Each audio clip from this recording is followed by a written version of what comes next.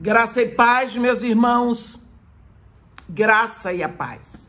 Eu os convido nesse momento a abrirmos a Bíblia no primeiro livro de Samuel, no capítulo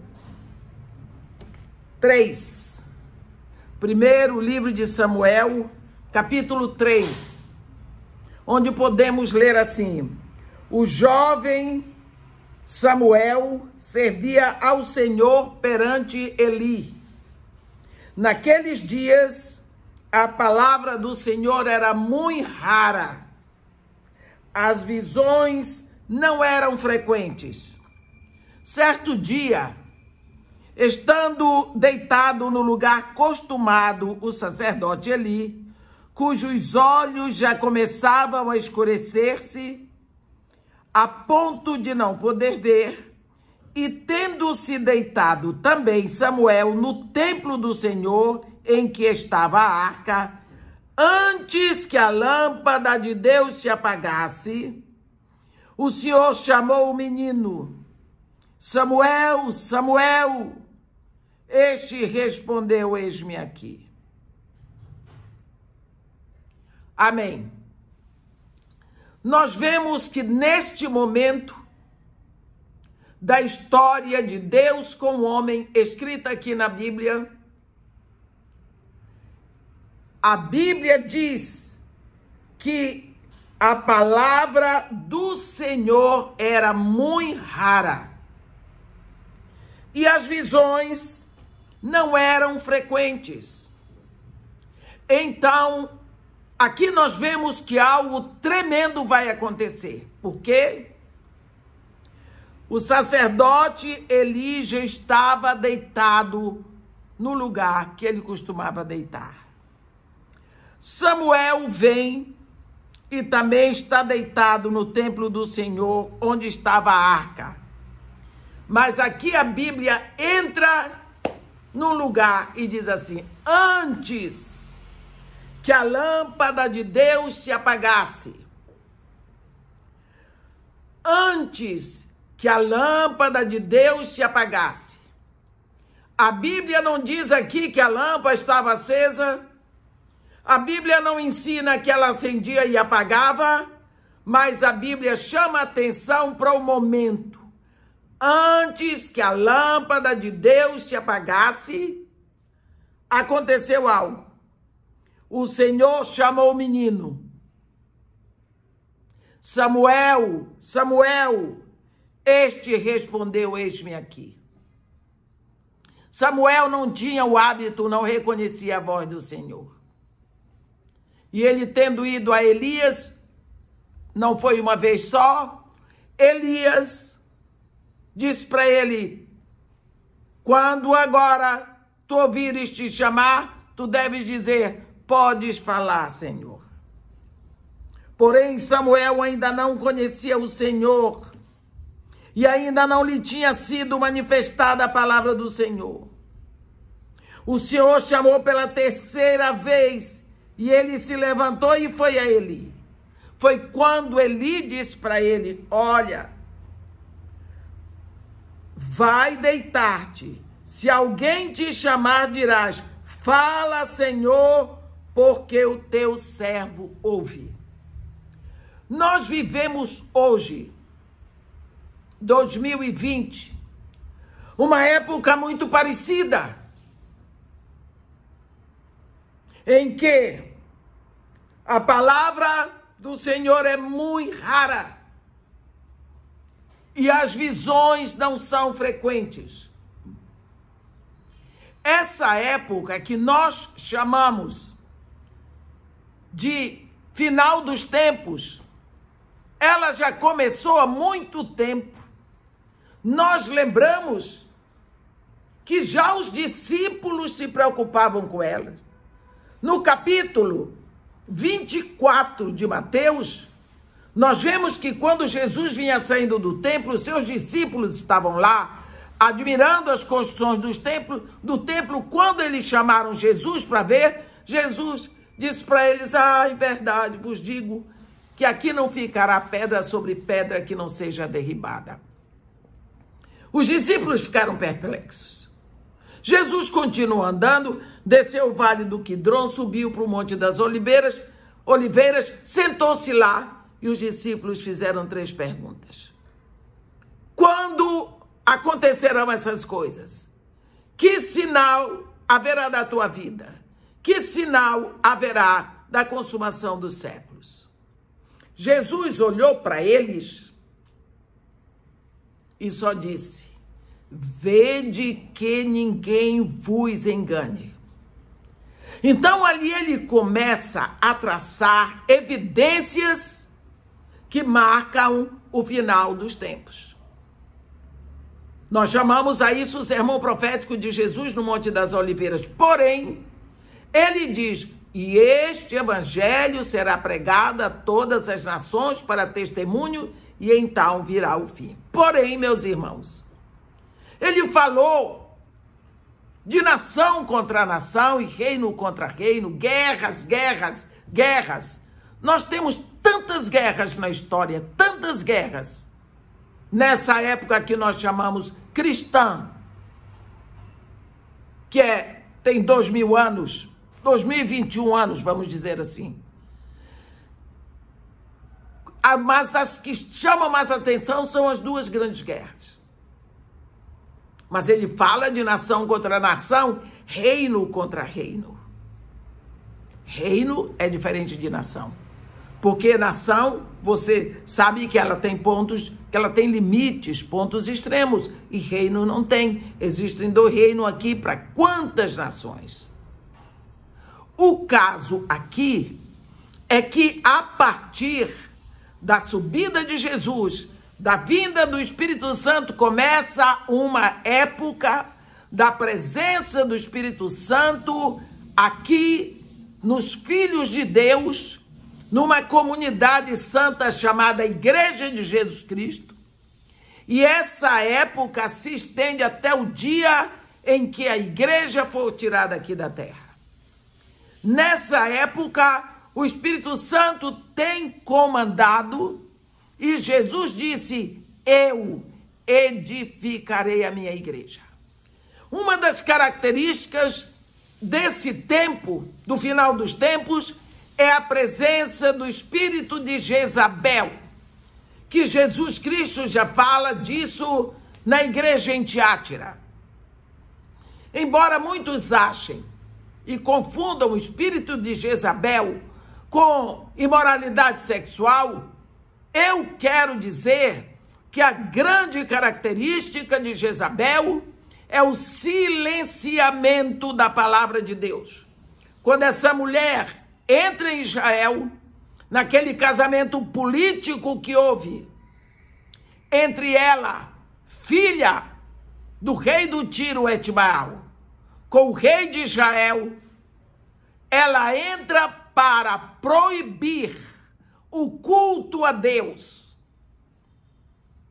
E a única forma de proibir, de fazer com que o povo não siga o Senhor Deus de Israel, é impedindo que o povo ouça a palavra. Então a palavra de Deus não pode ser ensinada, não pode ser pregada. Mas quem prega a palavra de Deus, profeta, então mata os profetas, se silencia a voz que prega a palavra.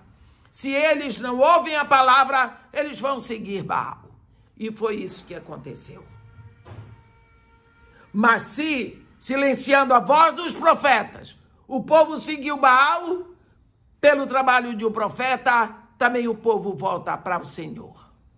O que nós podemos ver muito presente, já desde muitos anos para cá, é que a palavra de Deus tem sido esquecida.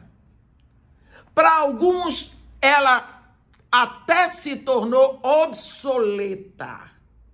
A palavra de Deus, que sempre foi absoluta, se torna obsoleta. Mas,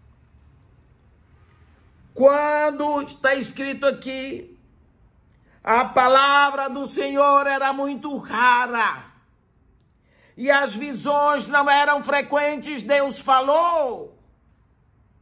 Hoje, as visões não são frequentes, A palavra de Deus é rara. O barulho na igreja é muito grande. As novidades são muito grandes. Eu continuo dizendo que lata, quanto mais vazia, mais barulho faz. Mas nesse momento de muito barulho, a palavra é rara. Mas Deus fala. E Ele chama aqueles que são dele. Ele fala para sacerdotes. Pode ser até que o sumo sacerdote estivesse cego, mas ali havia sacerdote com o qual Deus queria falar. Nós precisamos saber que dentro da igreja existem sacerdotes que estão prontos a ouvir. E hoje nós estamos glorificando a Deus e agradecendo a Deus pela sua palavra ouvida por um sacerdote. Esse sacerdote ouviu a voz de Deus.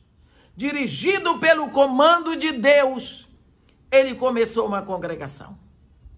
E é isso que nós hoje estamos glorificando a Deus pela permanência, pelo crescimento, pela expressão da IEV, que como uma grande oliveira plantada aí em Osasco, ela estendeu seus ramos em muitas direções.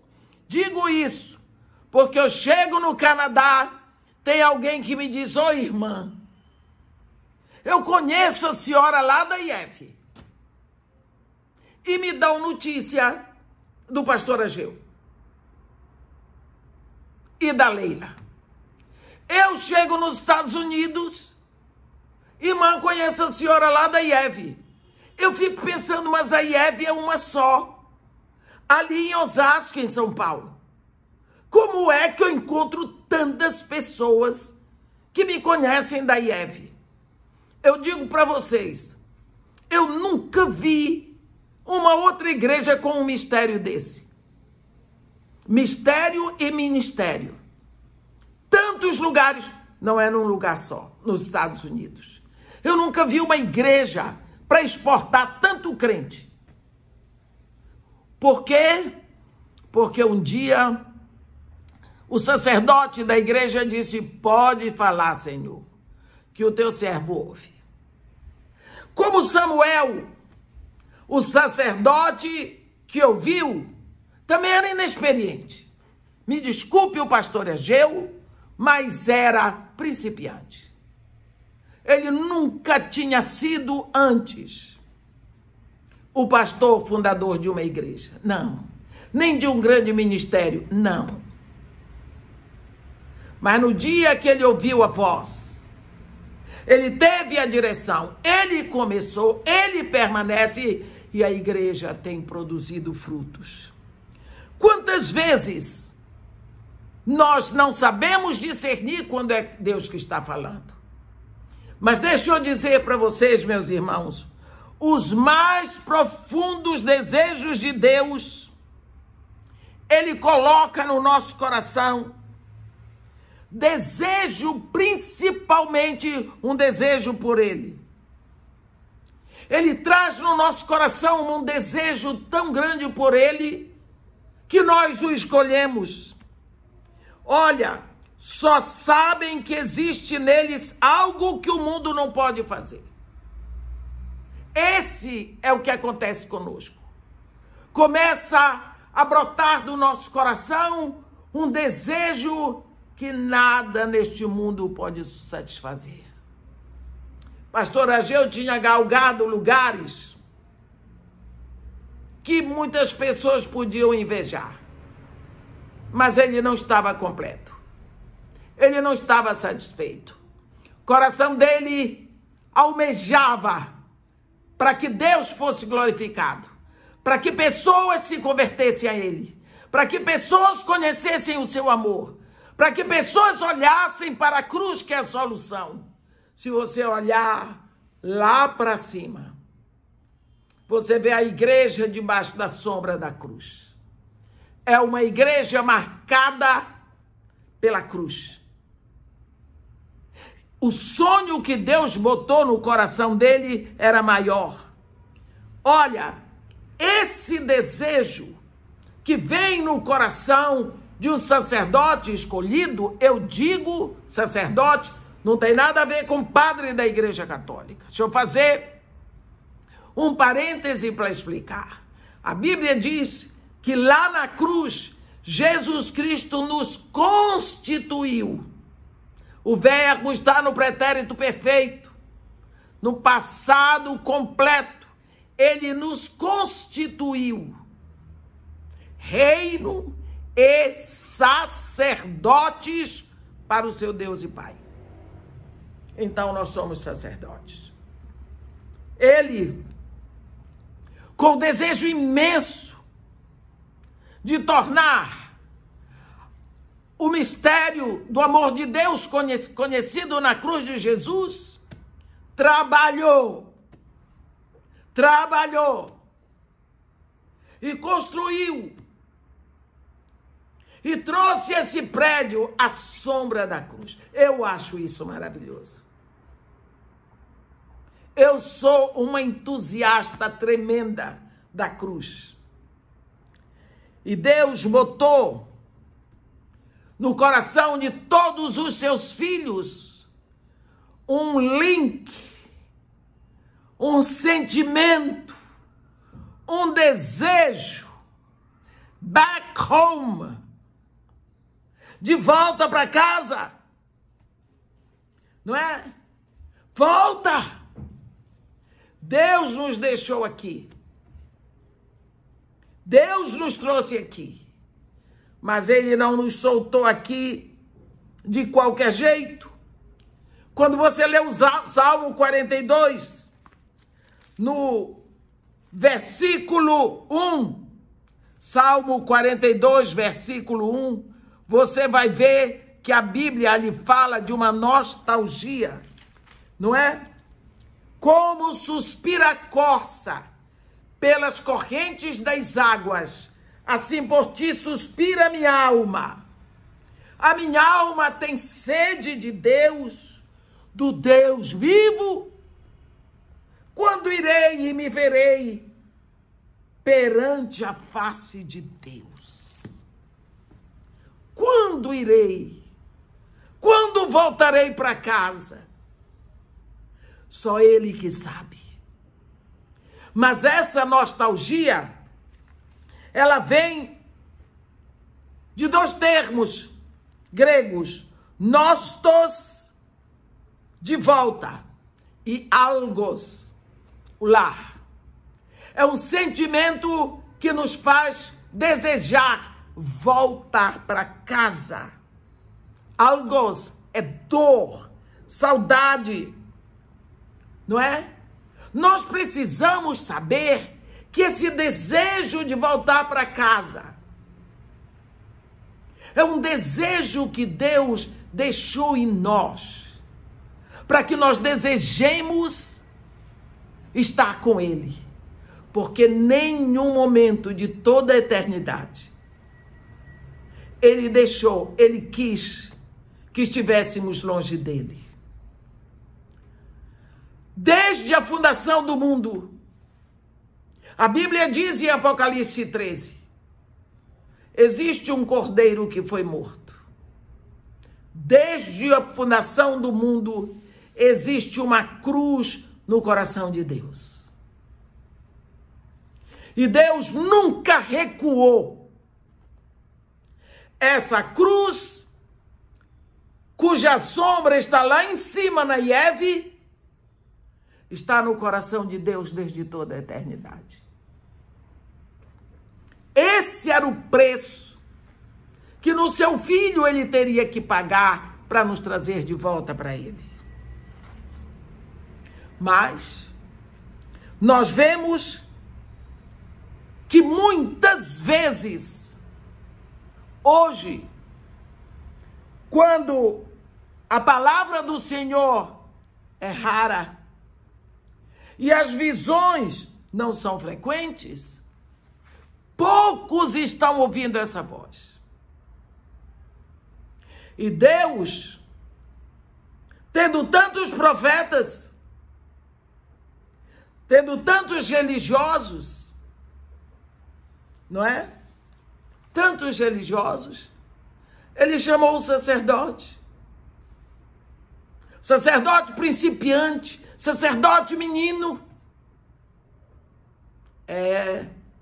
Hoje existem tantos teólogos, hoje existem tantas pessoas cultas na filosofia e em tantas outras ciências, mas Deus faz uma obra através dos seus sacerdotes. E não precisam ser sacerdotes proeminentes, porque Deus olha o coração. Pode falar, Senhor, que o teu servo ouve. Fala, porque o teu servo ouve. Toda a minha atenção está voltada para ti. Todo o meu desejo é por ti. Faze-me ouvir a tua voz.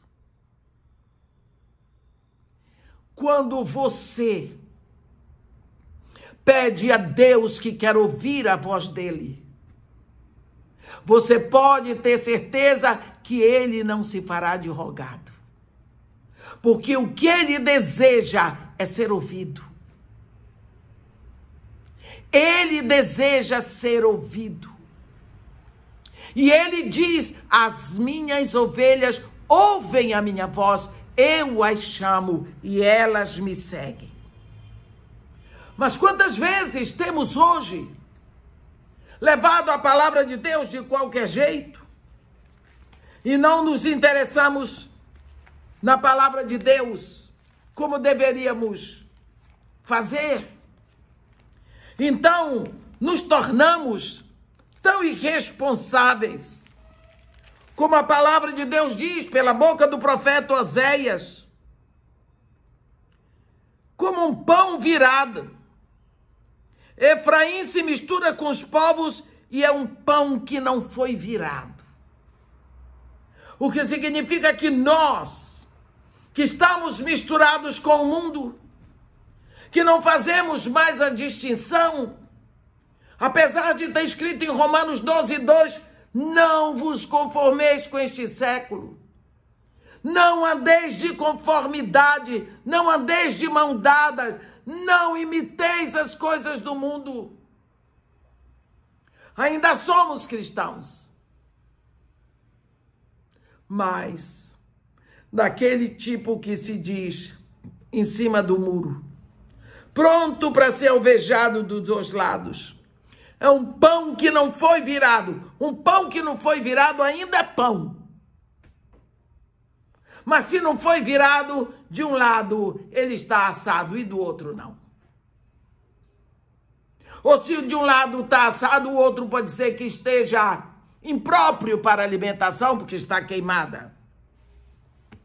No versículo 9, eles dizem assim: estrangeiros lhe comem a força e ele não sabe. Por quê? Estamos sendo explorados. Explorados. As igrejas se tornaram, às vezes, até picadeiros. Lugares onde as pessoas vão para ganhar dinheiro. Para mostrar o seu carisma. Para aumentar o seu número de seguidores. Ainda somos filhos de Deus? Somos. As cães se espalham sobre ele e ele não sabe. Estão ficando velhos. O cabelo está grisalho, mas eles não têm maturidade. Ele ainda diz mais. Diz que é como uma pomba enganada. Não tem entendimento. Caminha para a boca da serpente e ainda tem. Eles chamam o Egito e vão para a Síria. Não sabem a direção. Estão atrapalhados, confusos, perdidos. Nós vemos hoje uma igreja brigando por isso. Uma igreja que briga porque quer se reunir numa congregação no templo. E diz que proibir o culto é perseguição religiosa. Meus irmãos, se for perseguição religiosa, que venha. Jesus Cristo disse: abençoados sois vós quando fordes perseguidos por causa do meu nome. Rejubilai e exultai, porque a vossa redenção está próxima. E outra coisa, quem pode proibir você de adorar? Ninguém. O faraó pôde. O faraó pôde proibir o povo de adorar. Olha o que aconteceu com ele. Mas ele proibiu. Mas hoje, quando o espírito da adoração já veio para dentro de cada um de nós, quando a mulher samaritana perguntou para Jesus, qual é o lugar da adoração? Onde é que se deve adorar? Porque os nossos pais adoram nesse monte, que era o Monte Gerizim. Mas vocês, os judeus, dizem que é em Jerusalém. Qual é o lugar da adoração? Jesus disse para ela, mulher, ei mulher, não é onde adorar, é como adorar. Não é no monte, nem em Jerusalém. É em espírito e em verdade. Você adora aonde você está. A sua adoração é contínua. É possível porque o espírito da adoração está em você. Olhe bem. Jesus disse, se um de vós estiver com outro, dois só, eu estarei entre eles. Você viu que a palavra de Deus dizia em Eclesiastes que o cordão de 2 dobras, que é melhor serem 2 do que 1, e o cordão de 3 dobras não se arrebenta com facilidade. Por quê? Porque quando você une a sua adoração com a adoração de mais um irmão, a sua emoção, o seu amor com o amor de outro, surge um terceiro elemento que nós chamamos de sinergia ou sinergismo, uma força que é a soma das duas, e Jesus está ali. Ninguém, o governo não proibiu ninguém de adorar. Ninguém. O Supremo, nosso Supremo, pode ter o defeito que tiver, mas eles não nos proibiram de adorar. Se fizeram isso propósito porque era com a igreja, qual o problema? Oremos por eles, porque essa é a única coisa que nós devemos a eles. Vai ver que nós estamos em débito. Porque se estivéssemos orando, as coisas estariam melhores. Podem nos proibir de congregar.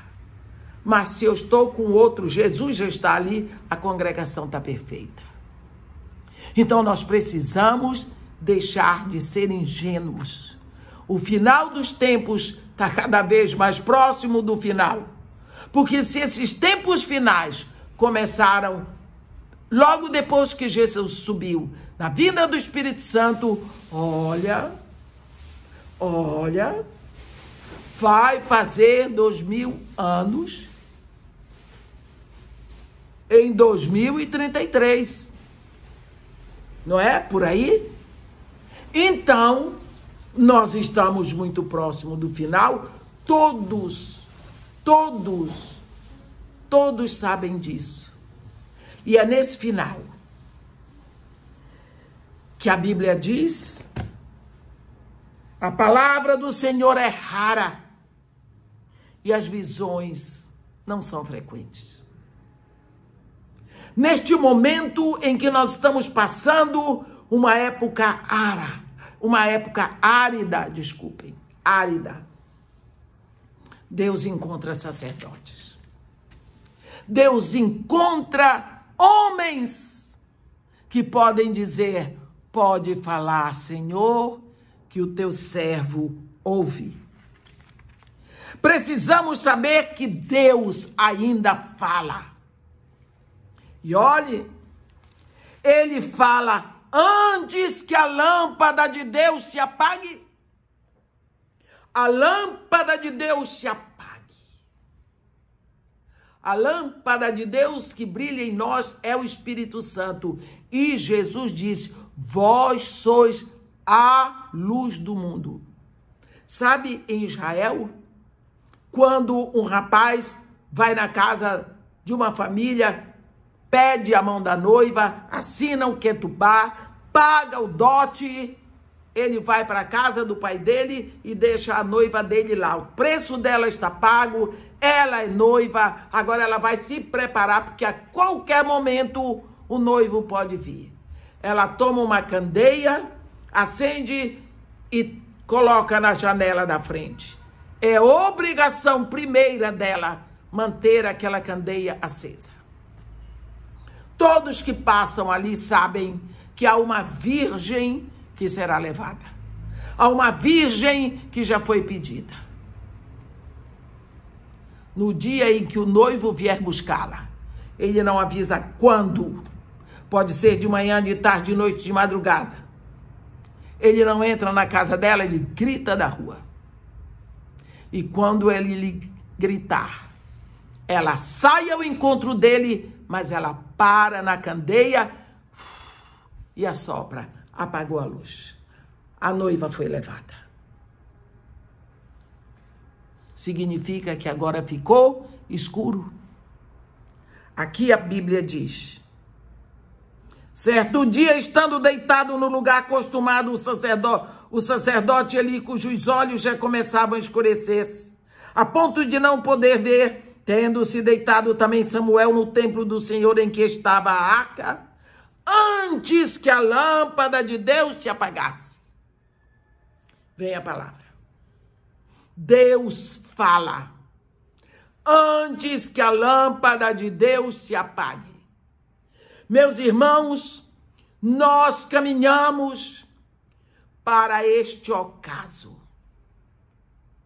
para o final deste dia, este dia que se chama o dia do ministério específico da igreja na terra. O ministério dessa comunidade santa na terra começa no dia de Pentecostes e termina no toque da trombeta de Deus. Durante todo esse período, a lâmpada está acesa aqui. E antes que essa lâmpada saia da terra, Deus fala. E Deus fala: eis que vou fazer uma coisa em Israel, a qual todo o que a ouvir lhe tinirão ambos os ouvidos. Não se sabe o que é que Deus vai fazer depois que a igreja sair daqui.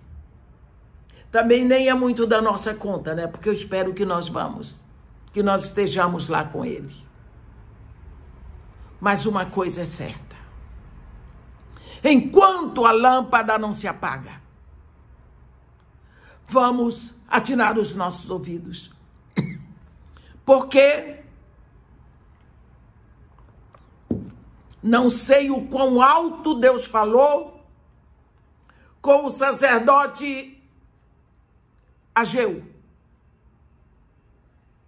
Não sei como ele falou, o quão forte ele falou. O fato é que o sacerdote obedeceu. Pode falar que o teu servo ouve. Pode mandar que o teu servo obedece. E hoje nós festejamos uns anos em que a palavra de Deus tem sido pregada, em que a palavra de Deus tem sido ensinada, em que o exemplo tem sido plantado, em que Deus tem abençoado pessoas, salvado vidas através desse ministério.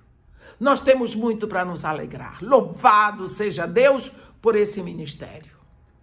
Não se trata de louvores a pessoas, mas reconhecimento. Pessoas que são exemplos. A Bíblia fala dos heróis da fé. A Bíblia está cheia de exemplos de pecadores, através dos quais nós aprendemos, com seus erros, com seus acertos. Mas nós temos muito mais para aprender com os acertos. Nós sabemos quantas coisas, como o apóstolo Pedro é exposto, como Davi é exposto. Mas hoje eu estava meditando. Senhor, havemos pescado toda a noite e nada apanhamos, mas sob a tua palavra lançarei a rede. Que obediência é essa? Que entrega é essa? Que fé é essa? Que exemplo é esse que ele nos dá? Um homem pescador, já não era um adolescente, ganhava a vida da pesca, sustentava a sua família dali. Dali tirava o seu ganho. Uma noite toda de frustração. Cansado de manhã. Cansado, com fome, com frio, sem ter nada para levar para casa. Jesus diz, faste ao lago e lança a rede. Ele olhou para Jesus, deve ter pensando, esse está brincando comigo. Esse está brincando. Senhor, havemos pescado a noite toda e nada apanhamos, mas sob a tua palavra lançarei as redes. Ele foi. E ele não foi de mão vazia para casa, pelo contrário, quase afundou o barco. Os peixes pulavam para dentro. Que alegria, que alegria. Meus irmãos, vamos lançar a nossa rede sob a santa e poderosa palavra de Deus. Vamos agradecer a Deus por esse ministério. Vamos nos alegrar. E que Deus continue, nesse final de tempo, se fazendo ouvir por outros sacerdotes. E que no exemplo deste ministério, outros ministérios possam surgir. E que nós possamos nos alegrar. E glorifiquemos a Deus pela existência desse lugar. Eu sou muito grata a Deus pela IEV. Que Deus nos abençoe e nos guarde. Faça resplandecer o seu rosto sobre nós. E tenha misericórdia de todos nós. Louvado seja Deus. Amém.